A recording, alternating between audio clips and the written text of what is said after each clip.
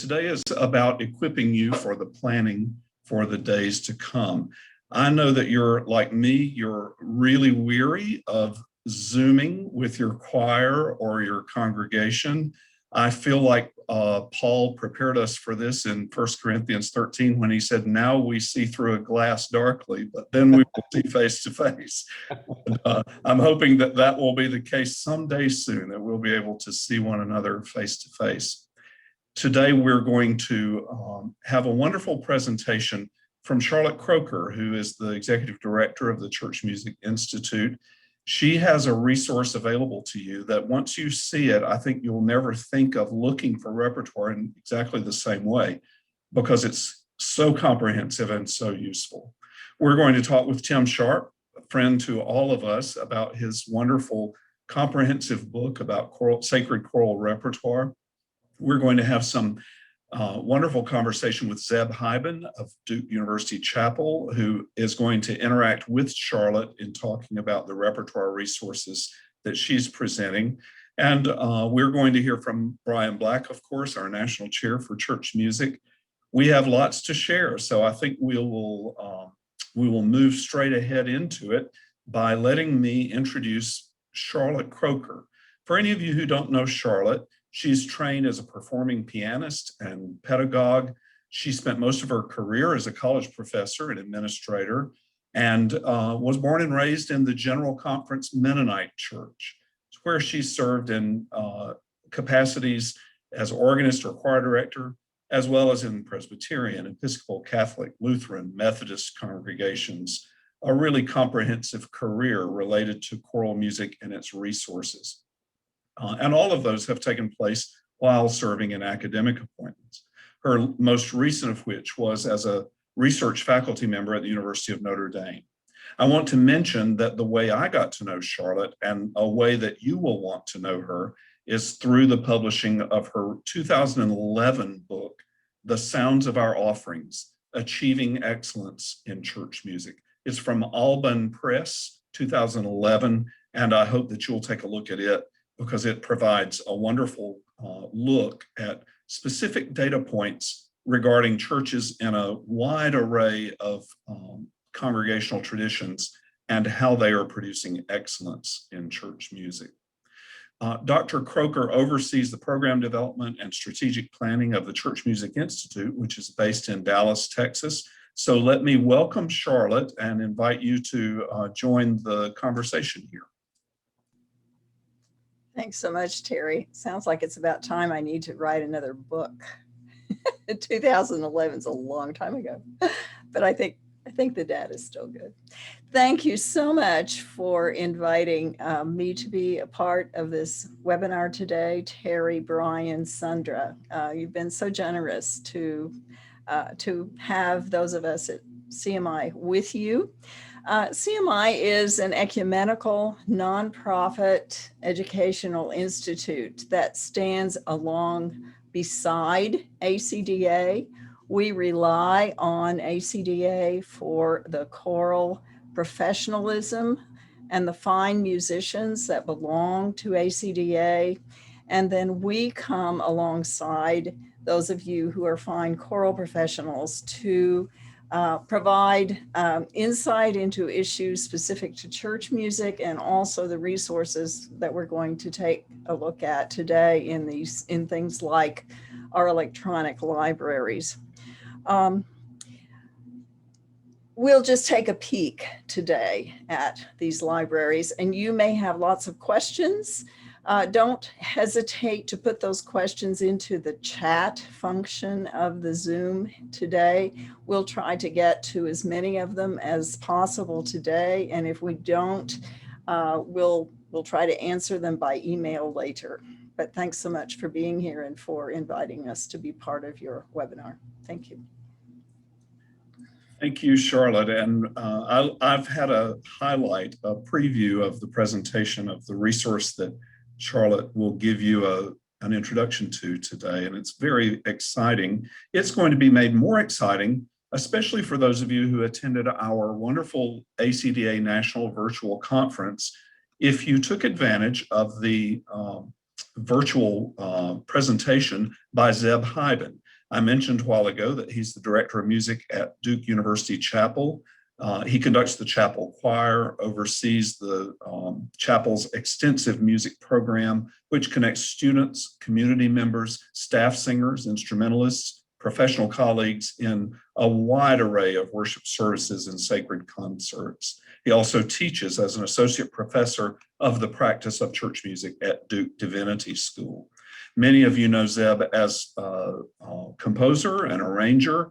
He has taught in other schools. In fact, at Muskingum University, won the American Prize in conducting in the college and university chorus division for his work with their choirs, and is just such a wonderful resource for those of us who know him, always using the very best in repertoire with stunning performances.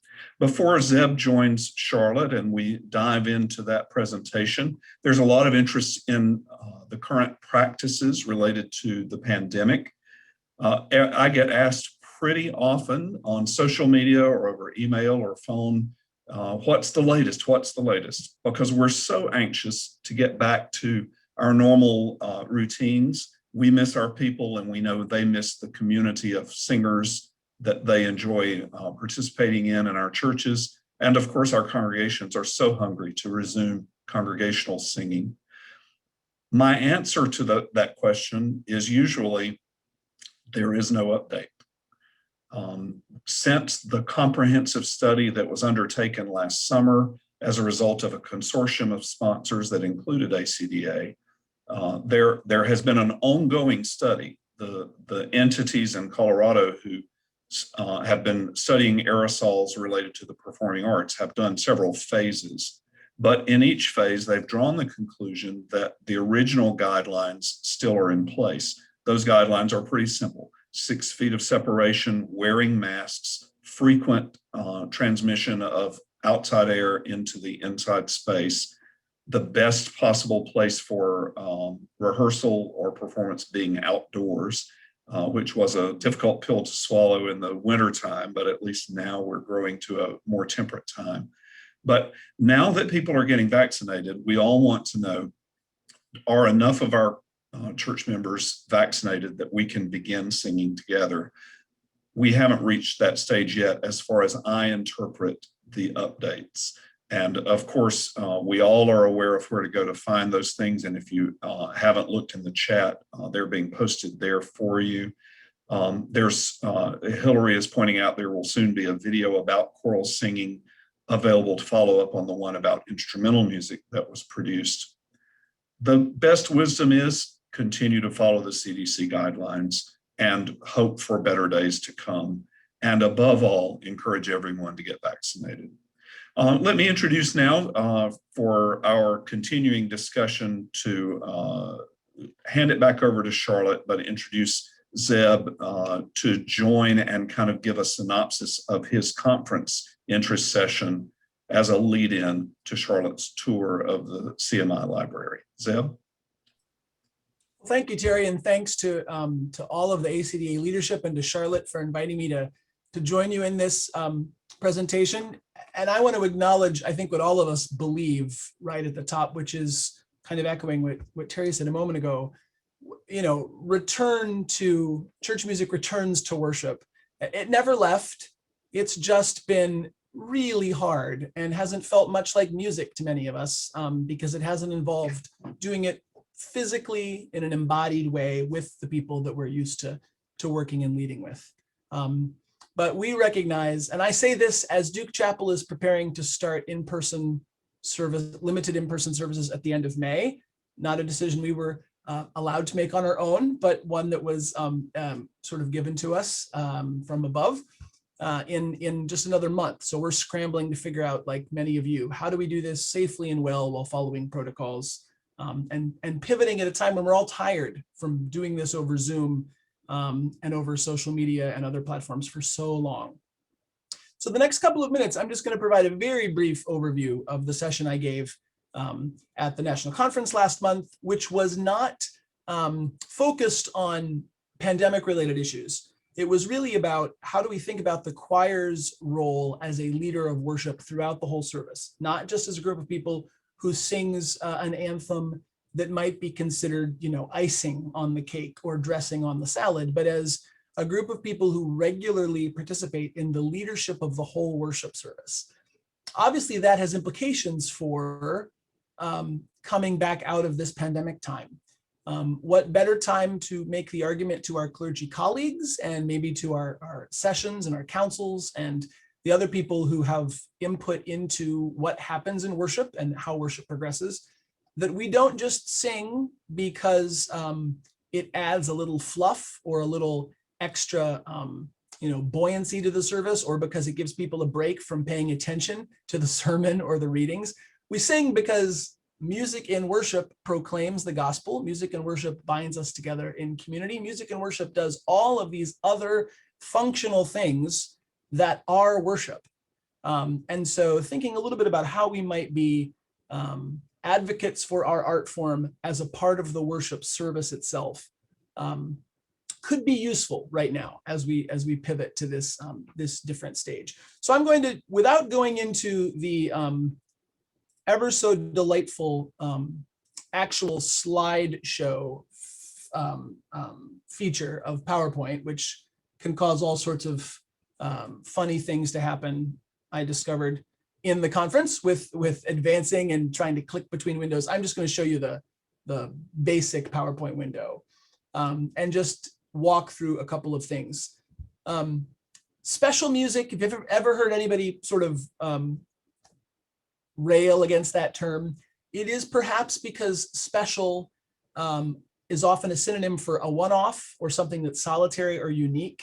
And what I argued back in March was that choral singing in general, and choral singing in particular in worship, is actually integral, not special. It's essential to the completeness of our worship services. It's more than decorative. There are historical rationales and histories and trajectories for our singing, and a number of utilitarian arguments for why we should sing, why our choirs should be involved in the leadership of worship. And putting on sort of a music ed hat for a moment, when we talk about ways to achieve the goals of our program, ways to integrate certain learning goals or certain progress points, certain teaching objectives into our curriculum, you can approach music and worship in a similar fashion by thinking about how and where you can integrate the choir as a worship leader, and then by thinking about what secondary program goals you might achieve in the process of doing so. Couple of quick historical points because I can't help myself. Christian worship has been musical since the beginning. We have biblical accounts of people gathering to worship in song, both in the Old Testament and the New Testament. Before they leave the Last Supper, according to the Gospels, Jesus and the disciples sing a hymn before they go out to the Mount of Olives. We have the tradition of trained musical leaders, trained to lead worship through the Levitical musicians that sing at the temple in the Old Testament. Paul Westermeyer writes in his book Te Deum that the whole of worship in Judeo-Christian antiquity was musical, so that it was difficult to distinguish between music and speech as separate elements of worship. Therefore, to worship was to sing, and that singing was primarily led, by trained cantors and trained choirs. Basic theological functions of our music: it can be pretty, it can be joyful, it can be happy, it can be lovely, it can be fun, all of those kinds of things that people sometimes use to describe a favorite anthem as they leave the service, something they've listened to and really enjoyed. But it is also praise. It is also prayer. It can also be protest or lament. That's not a fad, right? That's not something just in response to the angst and the pain we are going through societally today.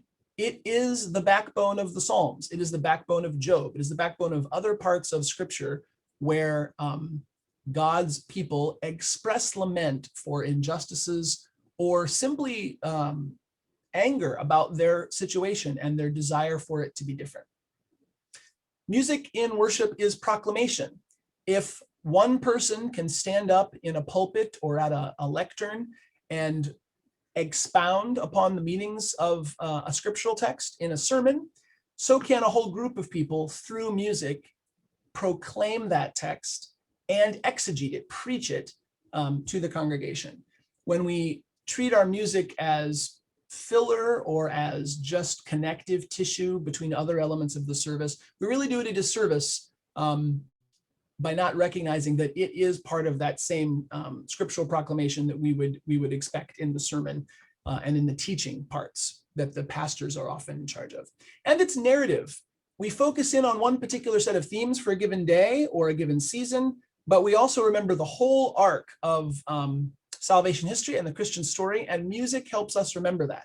A hymn or an anthem that uses multiple allusions, allusion, to different stories and different commonly held memories of worship and of the Christian story. That kind of a text connects us to the whole sweep of the Christian story and of salvation history, and keeps us from being mired in just our own worries about the particular moment or the particular time. There are many liturgical and communal functions that music fulfills in worship as well. It gathers us, it sends us back out into the world, it helps us respond to things that we're hearing in the sermon or in scripture, and it can accompany ritual action like the collection of the offering or baptisms or communion or processions, things like that. Most of the conversation I spent talking about actual repertoire examples and places you could use different types of choral repertoire to enhance the hymnody or to actually preach a gospel reading or other scripture reading instead of just reading it out loud, or ways you could send the congregation out with a choral blessing and how that could function, and giving examples of various genres and types and styles of repertoire that could work in this fashion. All of that's in the full presentation. All of that's in the handout, which has been referenced in the chat. But to end my little sort of recap and then transition over to what Charlotte's going to do with us for the bulk of the time, I want to leave you with these two really potent quotes. One is from the theologian Karl Barth, who said that the Christian community sings. It is not a choral society. Its singing is not a concert, but from inner material necessity, it sings. If the Christian community sings, then it needs someone to help lead its singing. And that is the primary argument for why we need our choirs back in worship. People who haven't sung for a year, including our choir members, need that coaching and that leadership and that sense of welcome to be brought back into doing it when it's safe to do it. And until it's safe for the congregation to sing, we need folks to be able to sing for them in this interim time. And then this great quote from Helen Kemp talking about a situation where she observed a children's choir who had led a worship service. The children's choir led us with them to the very heart of worship. They sang to us, with us, and for us. They awakened our sense of reverence and awe. At Duke Chapel, we're looking at entering into a period where about 100 people are back in our building for worship, but the majority of people are still watching online. And the congregation isn't allowed to sing. We are allowed to have a small group of socially distanced masked choristers in the chancel, which is basically like a different room in terms of airflow, sing for the congregation. Generating that sense of reverence and awe is going to be their job, our job. When people can't join in and participate, we sing for them, to them, with them, and for them. And we can do that not just through an anthem at the offering or a call to worship or a descant, but through thinking about how to weave our choir's voice into all parts of the service, regardless of the tradition we stand in, the denomination we come from, or the formality or lack thereof of liturgical structure that we might use. And I think that's probably sufficient. And I will hand it over to Charlotte.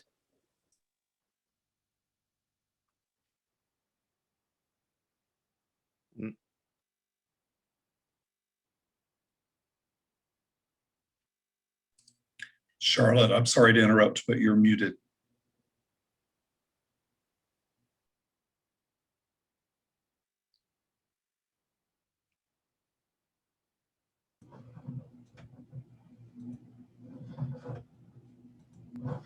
Does that help?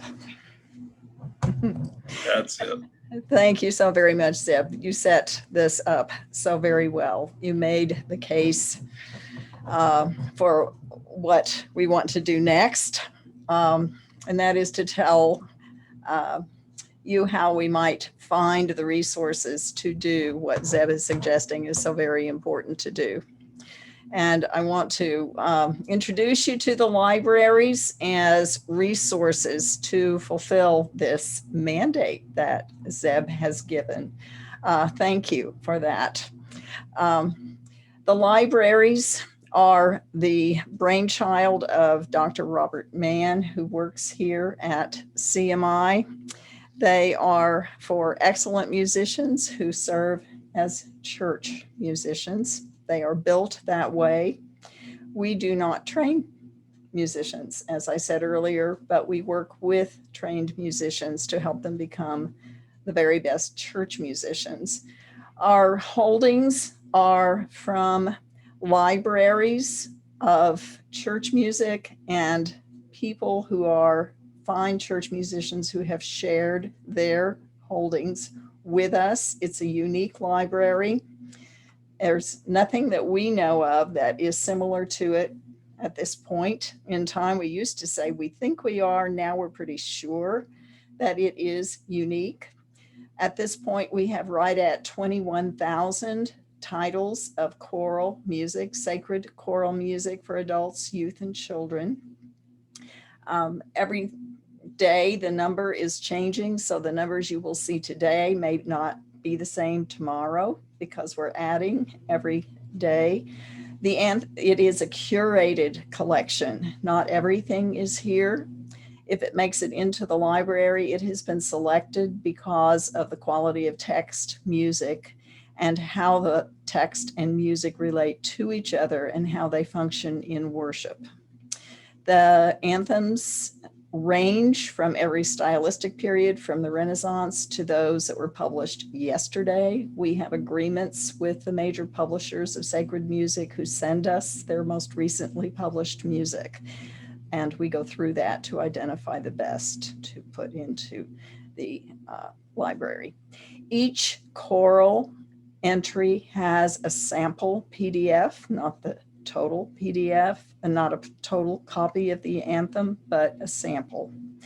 The organ collection, which largely was created by Dr. Margaret Evans, a very fine organist who lives in Oregon, is the newer of the two libraries, and we are gradually adding PDFs, sample PDFs to that collection. The best way to search it is by hymn tune. The choral library is the more robust of the two libraries, which I think you will see today. So lucky you. And we're so pleased to show it to you. Thank you.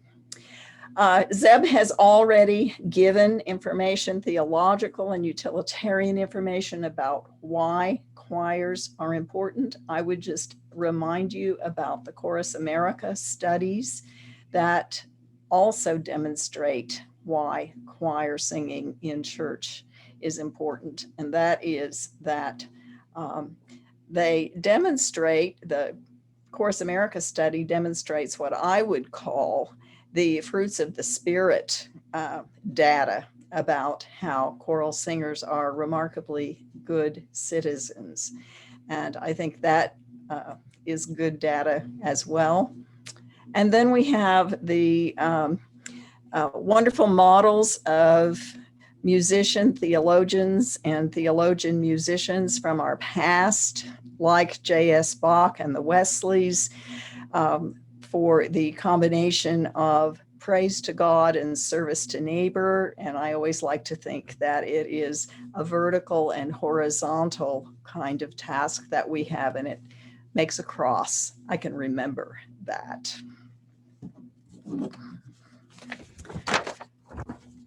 So then we go to the libraries and how the libraries can be used as a tool to accomplish these goals.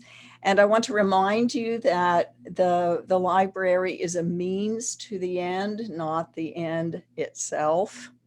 And that we like to think about it that way rather than just as a place to go to find music. But it is helpful as an index for a church, for educational institutions, or a personal library. We have a lot of people who will put their music into an Excel file and then use the CMI indices to search for particular music for particular reasons, because the search engines are so helpful and much more detailed than any one person could index their own libraries. Yes, it's a source for historic or new music, but it is more than that. And because we need to find a lens with which to explore it today, we will use a particular Sunday to plan as a way to demonstrate how it can be used for planning. Today, we're going to look for Pentecost music for May 23. And I have a liturgy prepared by a friend who is a good friend who has made a generic liturgy for us to use. And I am having trouble getting this to, see if I can get this to maximize. Well, we'll just use it the way it is. The scriptures for all of the 3 years are pretty much the same for Pentecost in the Acts reading, the Psalm reading, the second reading, and the Gospels change according to year A or B, A, B, or C, according to the lectionary. But I have gone through and highlighted the places in the liturgy for Pentecost where there are very obvious spots where music can be used. The prelude, introit, hymns, a Kyrie, the Gloria, the Psalm, responses, again, hymns and anthems, communion, hymns or canticles in the postlude. So that is there for your use if you want. But right now I want to go directly to the libraries and to use the handout. The handout should be in the chat so that you can use it, but to go to the libraries themselves to plan Pentecost. And if you've already planned Pentecost, good for you, you're ahead of the game.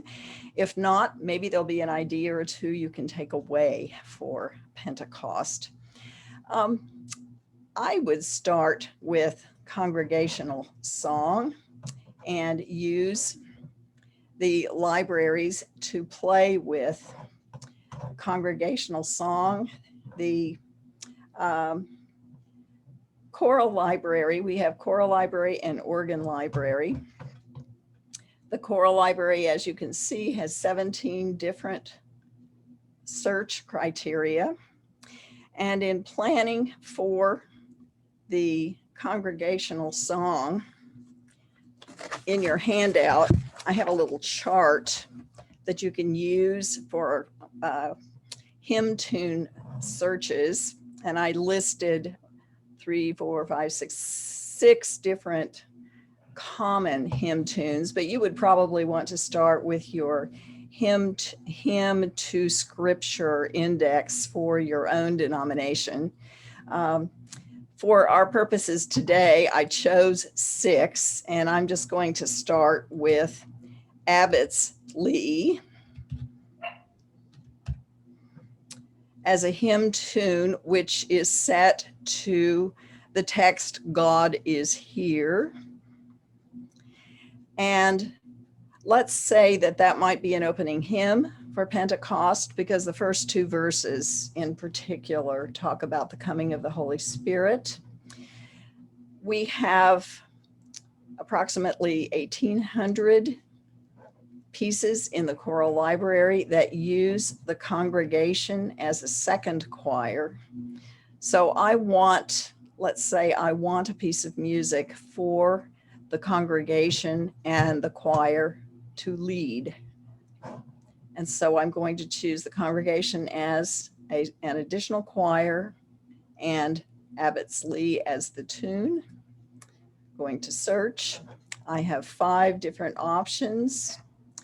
And of those, let's say I'm in a Lutheran church, I recognize John Ferguson, I see God is Here, I see organ, I have an organist.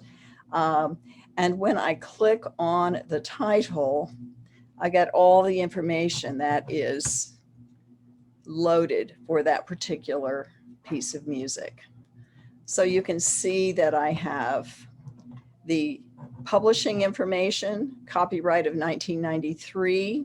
It might not be on the front of Hope Publishing Company's website anymore, but we know that it's still there. Brass, I might have brass. I might have at least a trumpet. Figured it out.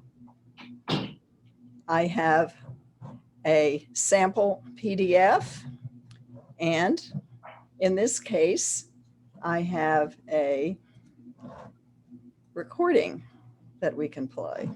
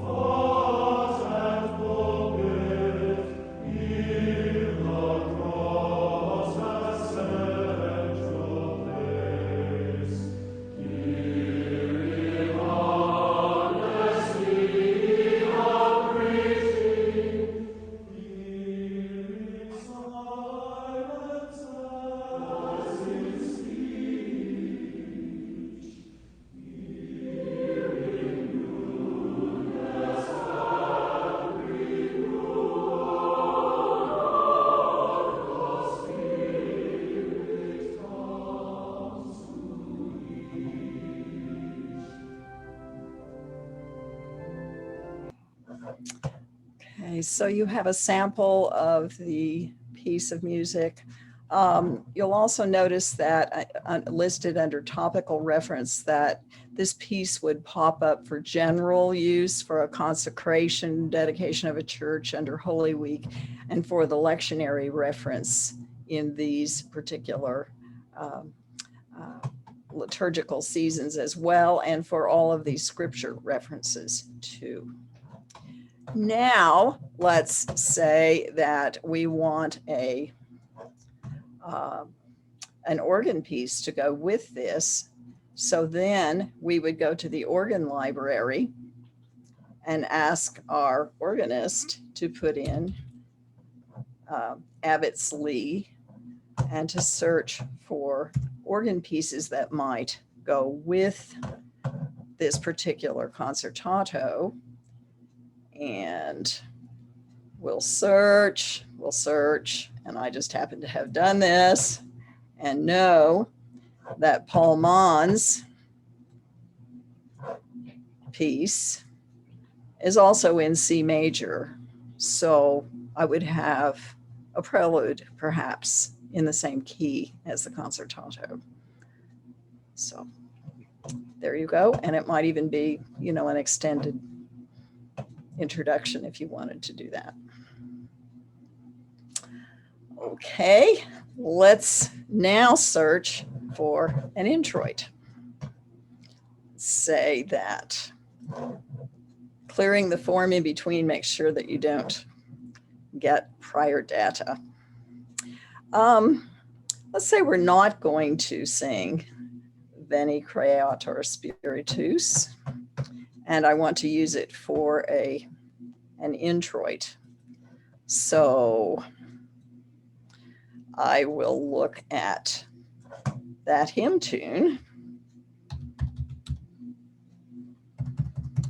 If I get my hands in the right place.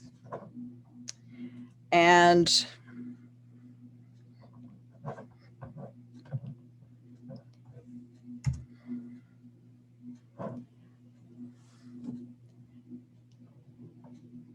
I have handbells. So I'm going to refine my search and add in the instruments handbells, because I want my handbells to play. They've been rehearsing during this time, and they would love to play on Pentecost Sunday.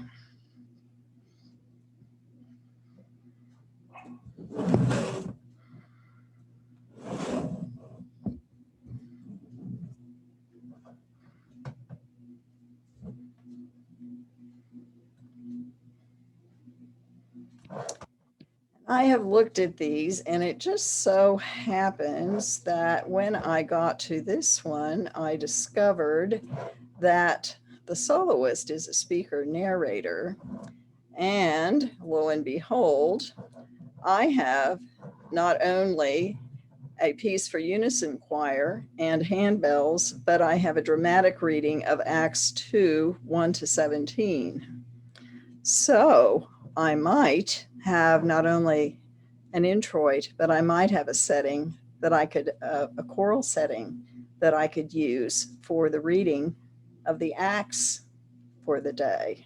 Remember what Zeb said about integration of the choir into the service and leading the service. And I also thought that with 4 readers, if you are still live streaming, that this might be something that could work on live streaming if you were still doing that.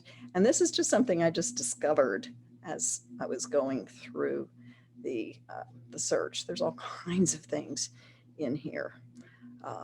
And if the prelude, the organ prelude, happens to precede the introit from the chart that's in your handout, we know that there are 75 organ settings of this particular hymn tune.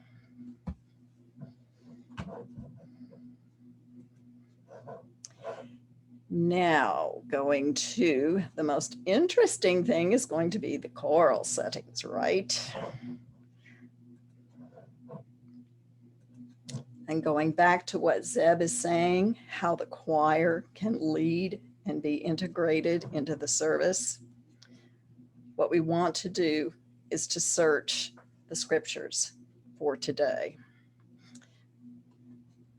And we're going to start with Acts 2 in the scripture reference. If we enter Acts 2 and search,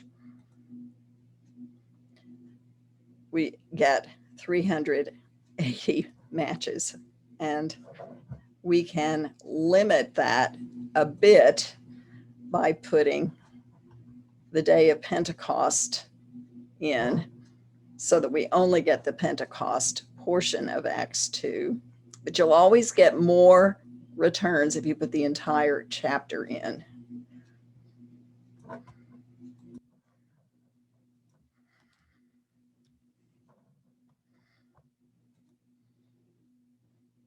but we're still only down to 226. Still too many. So one option is to go over to the sort by and title, and you might recognize things that are already in your library, by composer, by difficulty. Let's say you don't have that many rehearsals for your people. You can always sort by difficulty. And up will pop SATB, easy, unison children.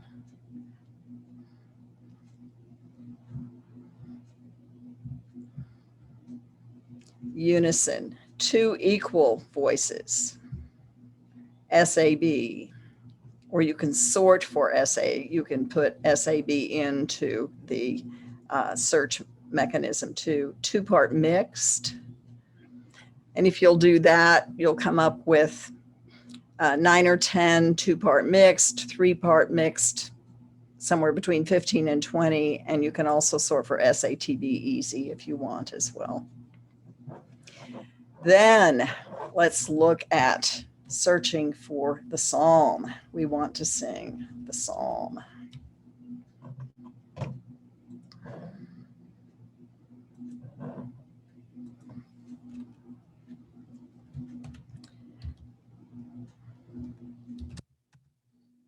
Psalm 104.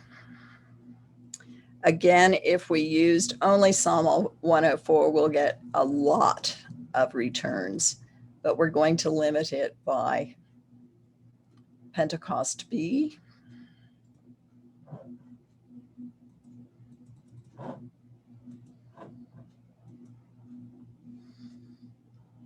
And we have 99.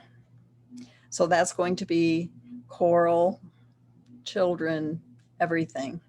But let's say your congregation sings responsorial psalmody. So we want the additional choir to be congregation. And then we're down to 16. And we've limited it.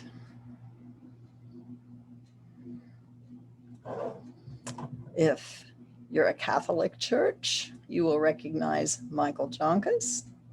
If you're not, you need to know his psalm settings. He writes beautiful settings of the psalms.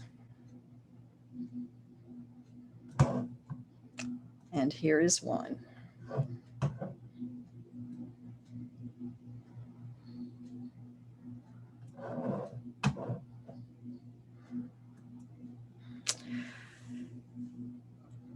The Romans passage, which is unique to year B, which is where we're in, we can put in exactly Romans 8, 22 to 27. And we have 3 matches. Those 3 pieces are exactly those verses in Romans 8. If you were to put only Romans 8, you will get many more returns, of which those verses will be part, but way too many returns. But if you put Day of Pentecost B again, that will refine the search a lot. Okay, let's say we want to involve our children on Pentecost Day. So, and they haven't had a lot of chance to rehearse. We're going to choose in the voicing unison children. And we're going to again go down to Pentecost B.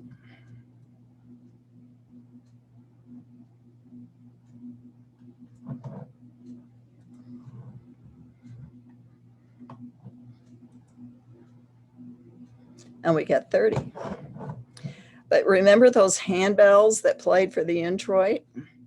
They want to play again. So we're going to add handbells.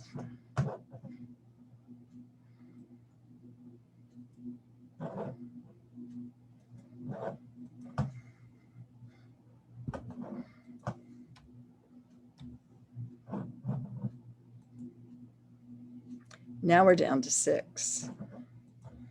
And guess what I found when I was looking at these 6? I found this wonderful little Japanese melody, which is in a lot of hymnals, to the text, "Now, O Lord, your servants gather," that little lovely little Japanese melody. I found optional handbells. Oh, I have a flute. We could use percussion, children 2-part, and I even have a part for the congregation. Voila, here we are, 12 disciples in the temple. And it goes precisely with the Acts 2, 1-21 reading. So it can be situated with that Acts reading. Not superfluous, not special, but important to the readings for the day. Now let's look at prayer responses and a benediction.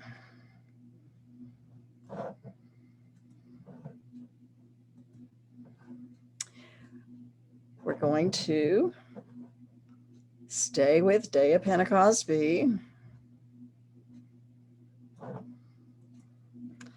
And then we're going to look at the topical reference, which is a great general reference. If you don't happen to work in a liturgical church, you always have an order of worship of some sort. Say every church is liturgical in some way because there is an order of service, and this topical reference will serve you well. So prayer.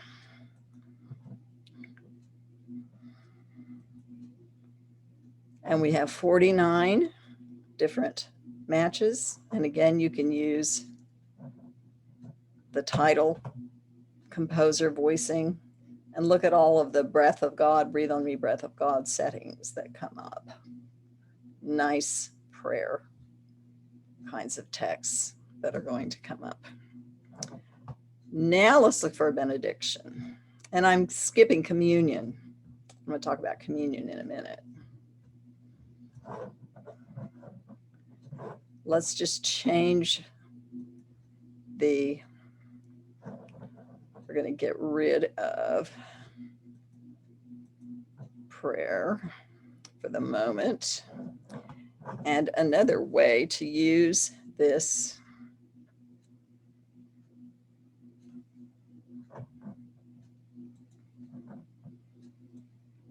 topical index is to go to benediction.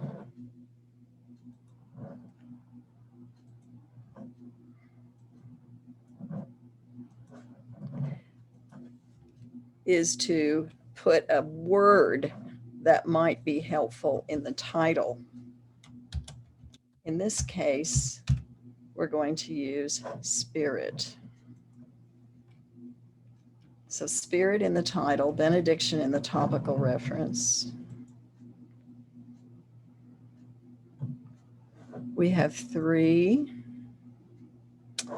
Zeb Hyven. Now this is not going to come up in Pentecost. It's a cappella, so it might not come up. I'll show you why it's not going to come up in easy. It would come up under Advent, baptism, confirmation, ordination, benediction. Would come up under these scriptures, these lectionaries, but I want to show you what he suggests. that though this motet was composed for a baptism, its composite text is also appropriate for service of confirmation or affirmation, especially. In the last case, the piece can be performed without the introductory chant beginning at measure 2. But look at the text. May the Spirit of the Lord rest upon you. Spirit of wisdom and understanding. I'm going to let Zeb tell us whether he thinks this is an appropriate benediction for Pentecost, but I think it could be. In fact, I used it much more often as a benediction than in the way for which I wrote it, which was for our daughter's baptism. Lopping off that opening chant and singing the SATB choral section. Yeah, I think it could work. It could work fine, just fine on Pentecost. Oh, thank you, Zeb. Thank you. But I want everyone to hear it because it's so beautiful. And here we go. Now John baptized with water, but the Lord baptizes with the Holy Spirit. May the Spirit of the Lord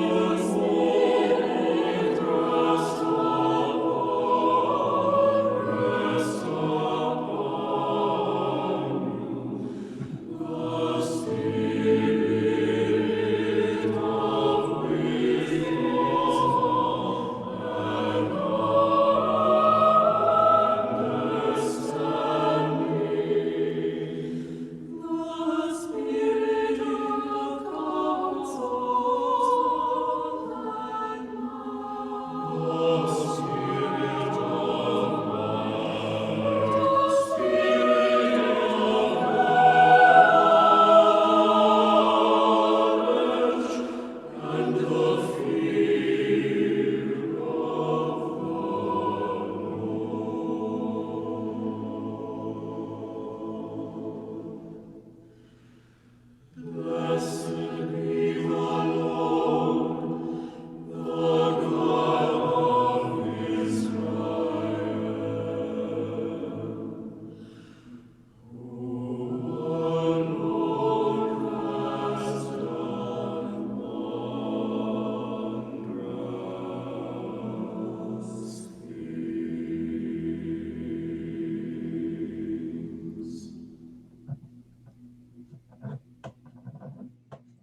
Thank you, Zeb.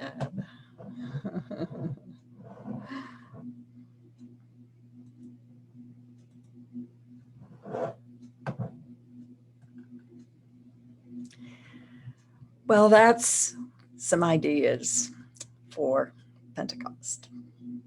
Some other interesting things to note about the library, as that's just one example of how it can be used and some ways to get at this resource that just goes on and on and on. There are 430 publishers that are represented. There are 1,712 octavos with congregation as an additional or optional additional choir. And whether or not those pieces are used as choir and congregation, they're rich with ways to think about how to sing hymns if our job is to help the congregation sing.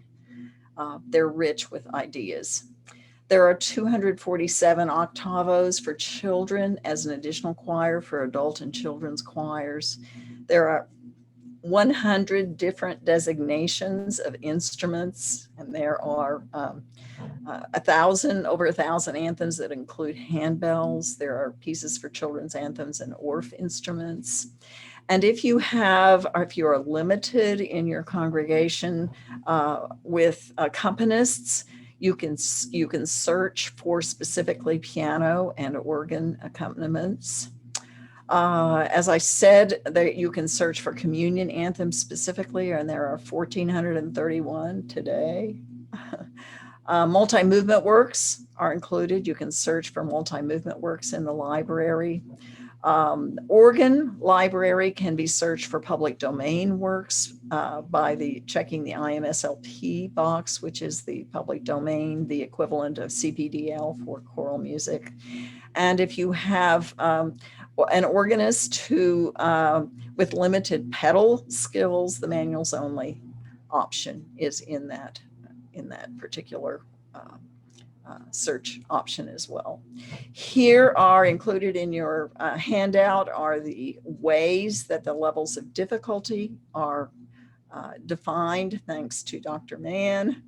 Here is a way to find the ACDA discount on the ACDA website. And if you get in trouble, call. And if you can't afford that price, call us. We will make sure you can get into that. And I'm going to stop the share and introduce you to this book, which is Tim Sharp's book, The Canon of 173 titles, which are all in the CMI library. So all of these pieces, you can get into the CMI library and find out where in the liturgy they might belong or what Sunday. But much more information that is in the CMI library is in this book, along with these particular composers and recommended extra titles. So it's like 173 times 4 or 5. And we are grateful, Tim Sharp, for you getting all these people together to write about these pieces and identify those pieces that have lasted or are with great potential to last, for loving sacred music, for keeping us centered on this repertoire. And I'm going to stop talking and give it to you. Thank you, Charlotte.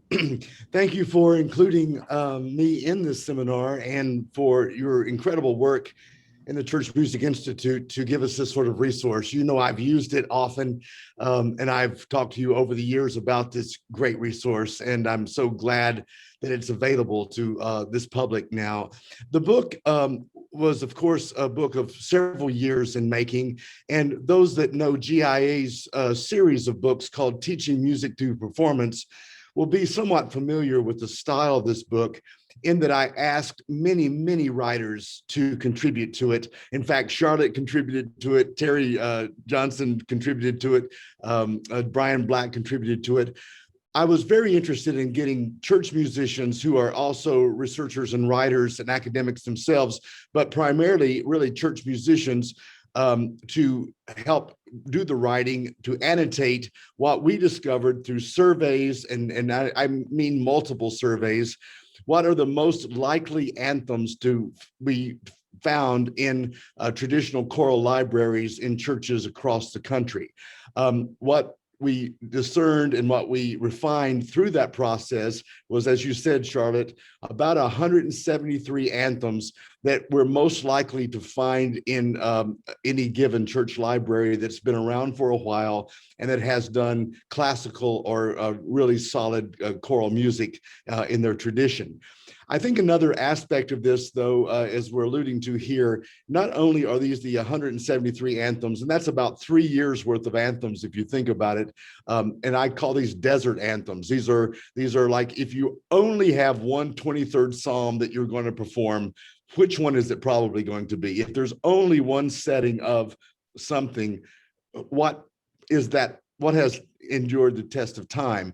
And that's sort of what bobbled up through these surveys. But what I love about this book is that these 35 writers all have a little bit different style of writing, different insights, different ways of applying these anthems in the liturgical setting that you're describing, whether they're lectionary based or not. These writers come from different perspectives. And what I love about their writing is, as a conductor, it really is a masterclass into getting into the mind of people like Brian Black and Terry Johnson and Charlotte Croker to say, how do you look at an anthem? How do you analyze it?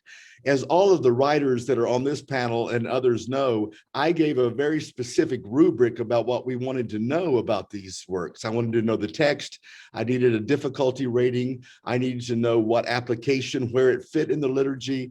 I needed to know other anthems that are perhaps similar to it or that you would recommend based on that anthem. But what I really wanted was an analysis of that particular work.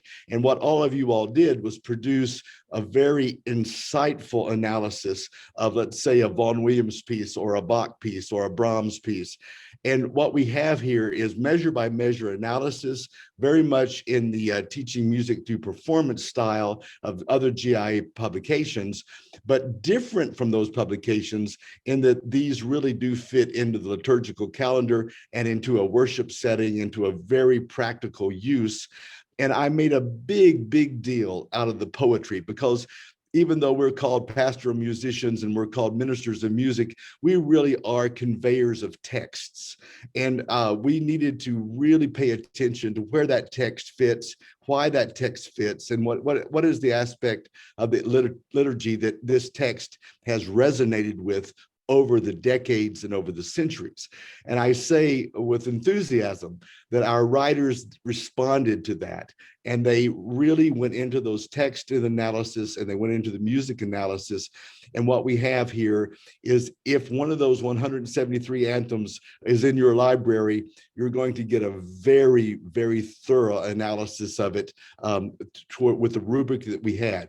Also in the book, Charlotte, I should mention that I also contributed a historical context to the music of that era, whatever era that piece came from. So if it's Bach or Handel, there will be a discussion of sacred music in the Baroque period. Also in the book are stylistic considerations to think about if you're doing music from the classical period or for the Romantic period. So it's a very thorough book, over 1,100 pages of writing, but not just me, of course, 35 different authors, some incredible writing from contemporary church applications back to plain chant.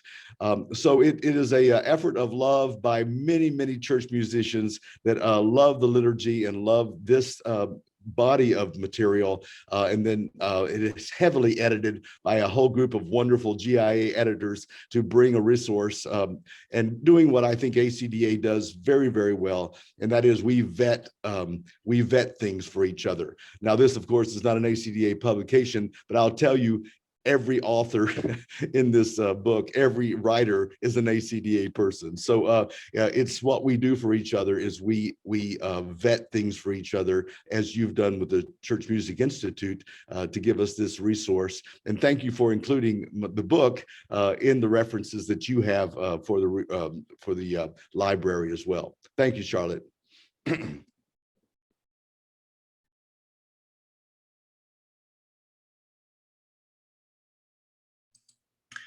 I think it's time to stop and thank Charlotte, Zeb, and Tim for all of that insight into the #1 challenge for church musicians, which is always repertoire as we go week to week.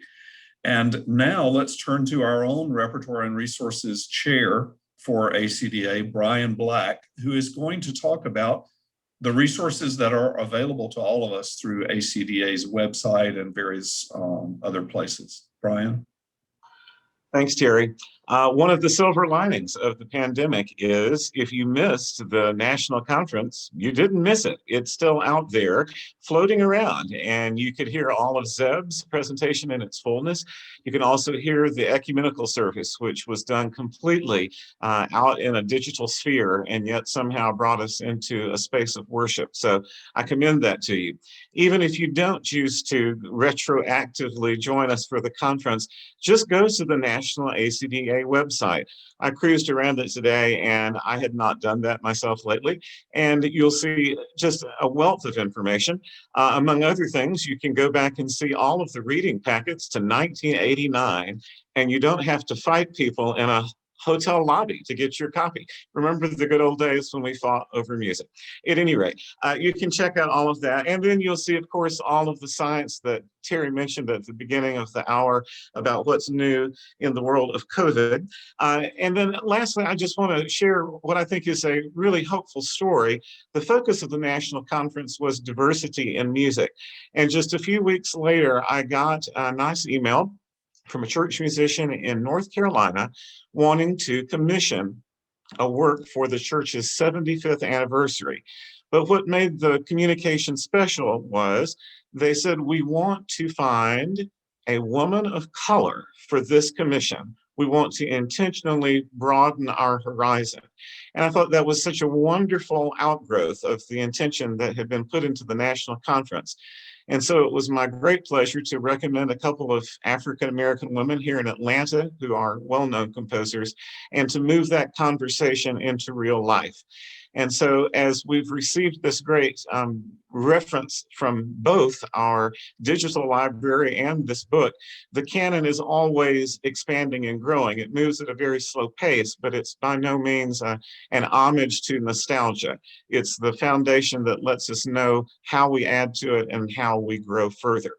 And lastly, before I turn off, the monthly news that we get through the Choral Journal, when you see the June-July issue coming out, there will be a wonderful cover article by M. Roger Holland II, speaking specifically about the performance of religious music from the African American experience, and working so delicately around those issues of appropriation and those misunderstandings of style that can sometimes happen when we really don't know the true historic context.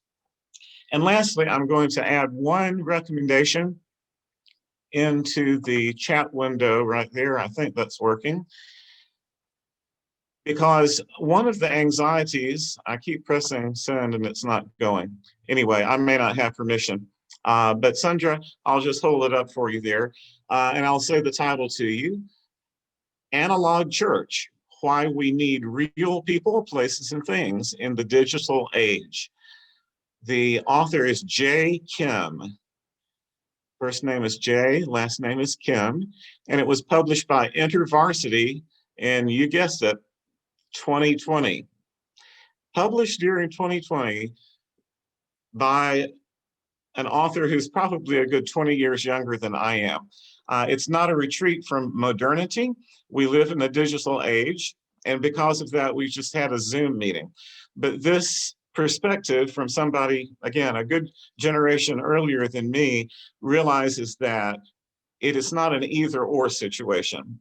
And as he says so eloquently, digital informs, but analog transforms. We have to be in one place at one time, incarnated, to feel those deep moments of resonance and transformation, while we can use the digital resources of a library, just as Charlotte has shown us, to seize the benefits of that information, but to still keep our souls alive and not let them just be swept away by the acceleration of modernity. So if you're interested in that, I highly recommend this book. It's not a polemic, it's just a wonderful sort of articulation of what it means to be in this particular moment. So I'll hand it back to Terry.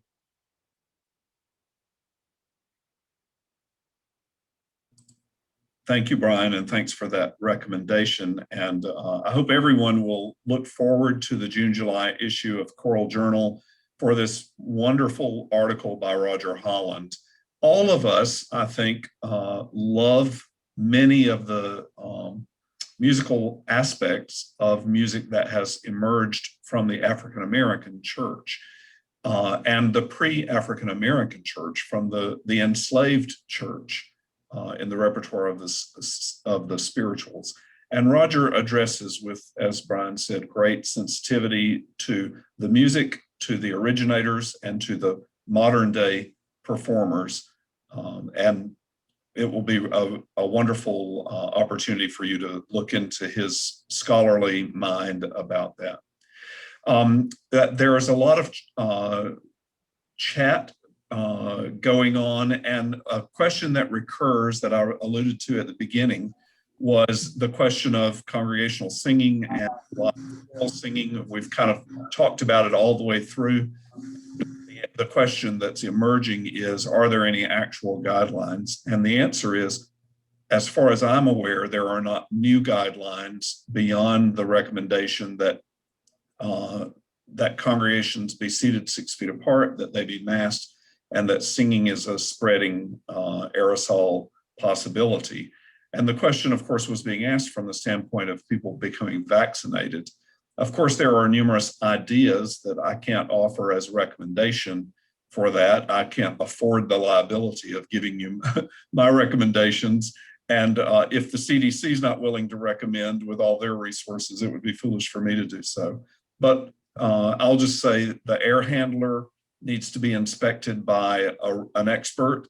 Doesn't just need to be the, listen to how many times the thermostat clicks and imagine that it indicates safety.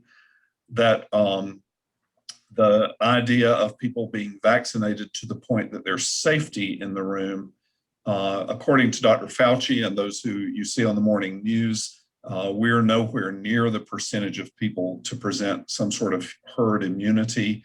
And because the vaccines are highly capable, but not 100% capable, there still is the possibility of infection.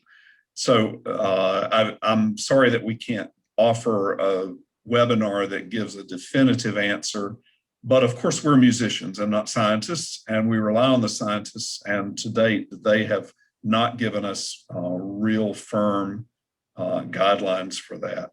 So let me move on to see if there are other questions, and Zeb has indicated he has a response to it, and maybe it has to do with their decision process at Duke Chapel. Is that what you want to ask about, Zeb? Yes, it is, Terry. I just wanted to say that, reiterate what you said about experts. I mean, we are blessed with an Office of Environmental and Occupational Safety here, with people who do consultations on airflow and scientific studies and those sorts of things, who have been telling us what to do and what not to do all the way through, which of course not everyone has the luxury of. But if you haven't, this is not new information, but if you aren't aware of the ecumenical protocols for worship, fellowship, and sacramental practices, this is a group of leaders in Episcopal, Methodist, Lutheran, I want to say Presbyterian, and a couple other church bodies nationally, with leadership, worship professors from various seminaries and divinity schools, and CDC experts, who put together a document about ways to do worship in these pandemic times safely, in terms of in-person worship. And there are recommendations in there about singing and other such things. So it isn't new information, right, as Terry is saying, but if you're looking for, I've seen a couple people say in the chat that they didn't have input into the process of deciding whether singing should be resumed. If you're looking for data, basically more things you can point to, that's a really helpful resource, in that it's got a lot of church leadership, bishops and seminary profs and all those kinds of people who have weighed in on it. And it's a lengthy title, but I will now shut up and type it into the chat. Thank you. That'll be so helpful. And now let's, first of all, thank Sandra, who has maneuvered her way through Zoom to enable us to have this. And then with our remaining time, she's kind of curated the questions from the chat for Charlotte or for Tim or anyone else. So Sandra, I'll turn it over to you. Thanks. So we have, I'm trying to group them by basic subject area, and the first group would be related to the Sacred Music Library, Charlotte. There are 3 questions. The first one is, what are the copyright implications when using music from the CMI library? Don't we need to actually purchase the music? Yes, the CMI library is a reference library only. We are nonprofit, and we do not, there are a few pieces that are downloadable. For example, Quentin Faulkner has written some pieces and given the pieces to members of CMI for download, and the copyright information is there. But the rest of them are, as you noticed today, they're only samples on the website, and we often will take only what the publishers will put up on their websites, or we will take just samples. There's never the whole piece is never there. So it's an idea of what the piece is like. Now, we've consulted with reference libraries, and we are allowed to transfer a PDF complete copy to members as long as it is, we transfer copyright responsibility to that member, and we put that disclaimer at the top of the copy.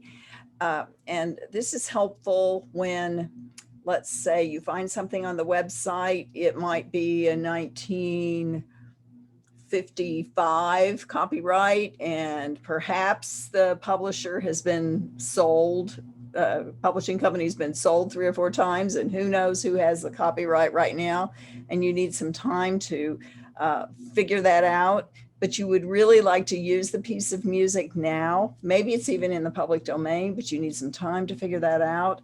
We can send that PDF copy to you, transfer responsibility to you. You have a reference copy to take the copyright responsibility and use as you need. You can get going with that piece of music. You can rehearse your choir.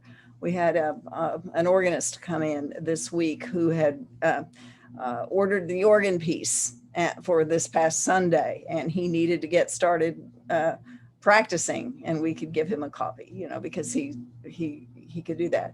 But we don't track what's in the public domain. We don't track copyright, and we've come to these kinds of conclusions in working with publishers and working with composers and working with onelicense.net and libraries, but we are only a reference library. We don't sell, we don't track copyright. I hope that helps. And then we have a couple of search questions. Okay. Tom Moore asks, can you search where recordings are available? We, when we first started, we were loading up recordings from the publisher websites and sending people directly from our site to the website. And then we found out that the publishing companies were moving these all around, and they were deleting them, and our website was obsolete very quickly. So we stopped that. Sometimes we will download from the publishing company and put it on our website in the case of, you know, those that I gave you an example today. But what we have found is that most people like to go on YouTube and find their own recordings these days. So we have kind of stopped doing that and chosen rather to give the all the information for publication and let people search for their own recordings instead. Again, another one from Facebook. Dion McLean Freeney asks, can you search for texts by language, i.e. lyrics in Spanish or Zulu? Not now. I don't think. Robert Mann, if you're listening, come in. I don't think so. He's listening in the other room. So go ahead, and I'll ask him to come in and answer that question, but I don't think so. This is one for Tim from Austin Wilson. If there's time for this question, will there be an additional volume of your book that will include anthems with more female and Black and brown composers? Yeah, it's a good question. I really hope we will have a supplement like that. Alec Harris and I have talked about that. One of the things about this book was, of course, the cutoff date for a lot of what Charlotte called the canon, and what we think of as the canon was really anthems that probably around 1980 would have been, in other words, if something's going to be universal in many libraries, it's obvious those things have been around for a while. So one of the things that we did, though, we're able to do on this book to counter fewer female composers from the past in the canon was that we did put that layer on top of this book, and we really solicited female composers and poets. So you will see that layer added to this book. There was a concerted effort for female composers to be added to it. So we did work hard at that point. And I would say too, the writers, you'll find almost a complete equity in male, female writers for this book. And that was significant for me as well. So I would say, I would give us a B-, B on getting that effort accomplished.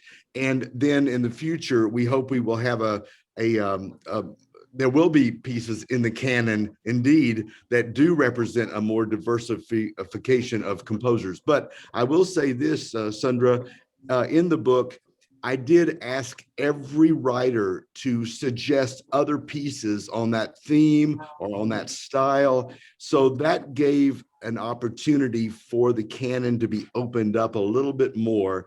And that did happen in certain areas. So I think you will find, as I say, you go through and read different authors, you will see some kind of amplification of that thought in some of the contributions are made. But it's a very good point, and indeed it is on our agenda for future publications. Fantastic. Another question I think for all of the panelists from Elizabeth Norton. Dr. Croker or anyone, who do you consider to be contemporary musician theologians? This is an interesting question to me. How many musicians are impacting theology in our denominations?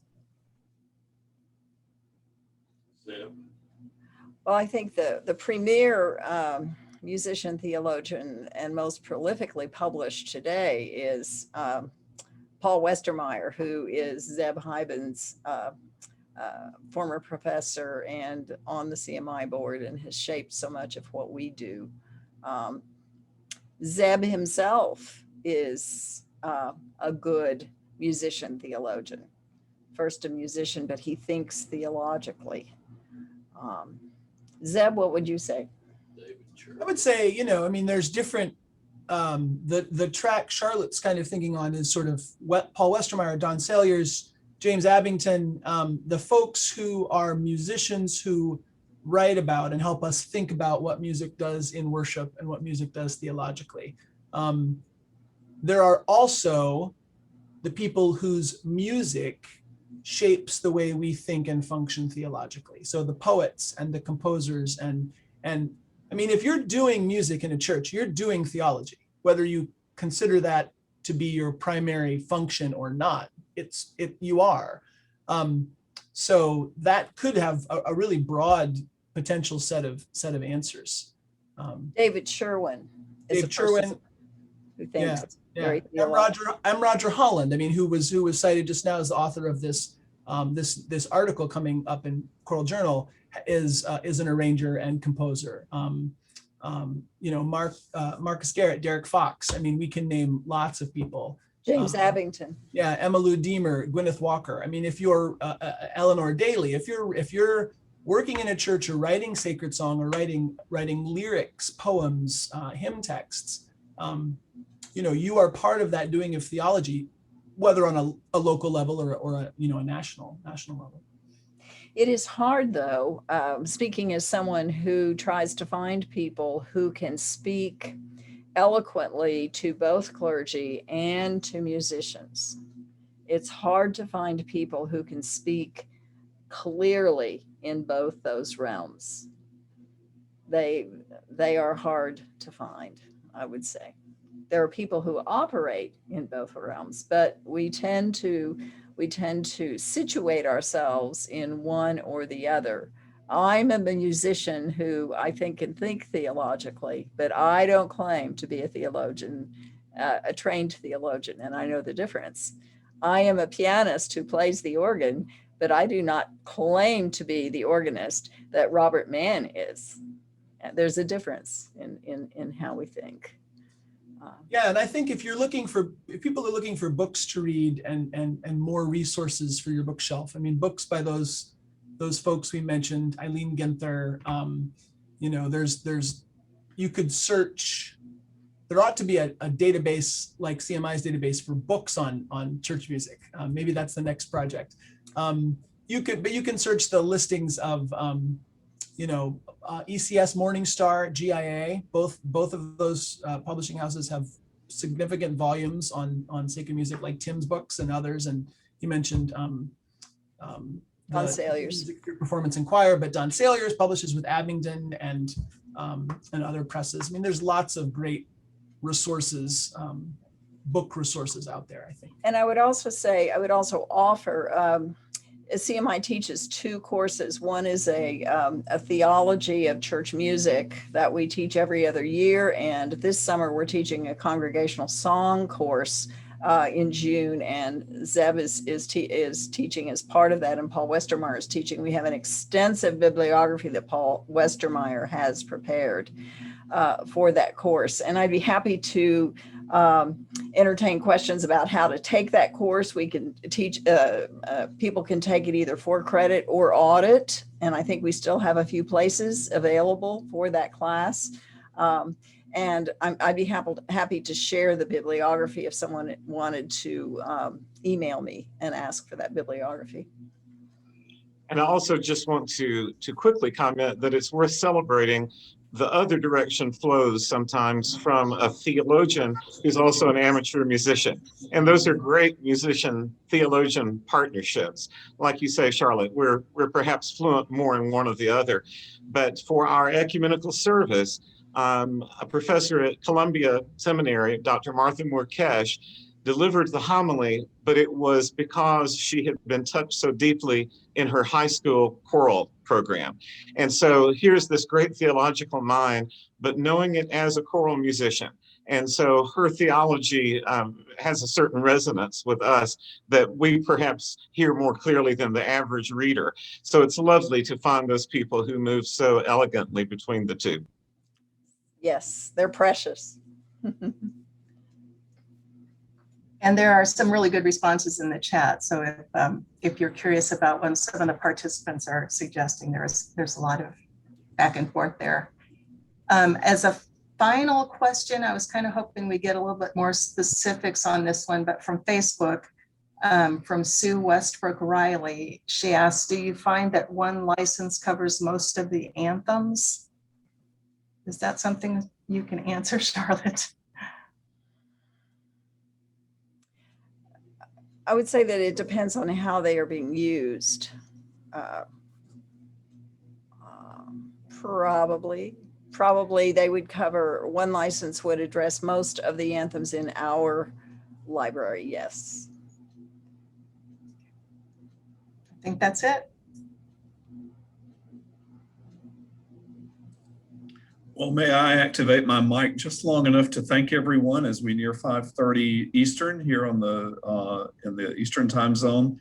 It's been a wonderful time to talk about resources and to all act optimistic about coming out of the pandemic and moving back toward our comfort zone, which is to be with our people face to face, voice to voice, sharing a heartbeat, joining a tempo, divining some sort of message that we can share that will somehow be amplified by the music beyond its mere words. I thank Charlotte, Zeb, Tim, Brian, everyone who has contributed, and especially Sandra for your leadership in getting this off to a good Zooming start. So thanks everyone for joining us, and we look forward to the next opportunity to share together.